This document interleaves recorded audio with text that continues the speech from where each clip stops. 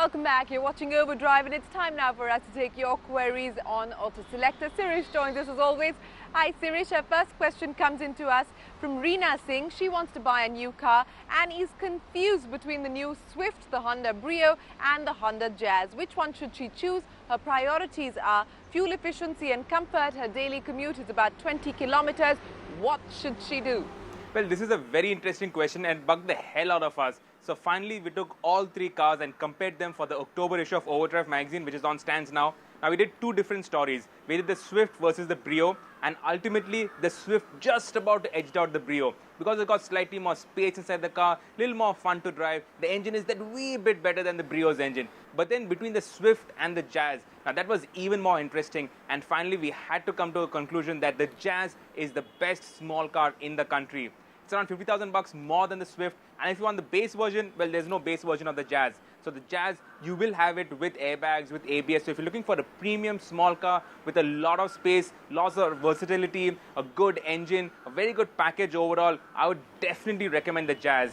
Okay, our next question comes into us from Kottayam in Kerala. Pratish Babu wants to buy himself an SUV. He's got a budget of between 20 to 24 lakh rupees, preferably a diesel and a 7-seater. His priorities are good ride quality and more importantly good service, as he's owned a Skoda Laura and has struggled with servicing. His friends tell him the Fortuner is not a good option and they have recommended the Pajero or the Santa Fe. He wants to know when the Pajero Sport is coming to India, as his dealer says the Pajero is only BS3 compliant. What would you advise him to do, Sirish?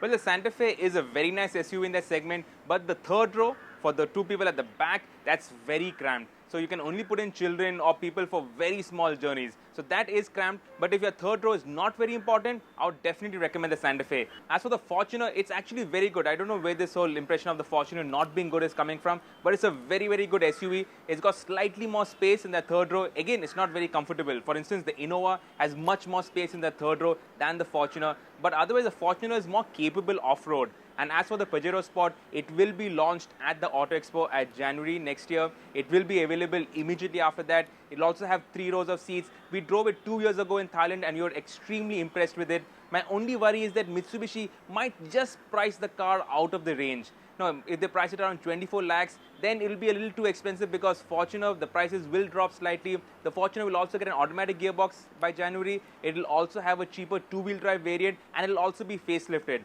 So if you can wait till January, wait for the new Fortuner prices, wait for the new facelift. Maybe you could opt for the two-wheel drive Fortuner, or you could look at the Pajero Sport if they price it right. With that, it's time for us to wrap up Auto Selector. Remember, send us your queries to helpdesk@overdrive.co.in.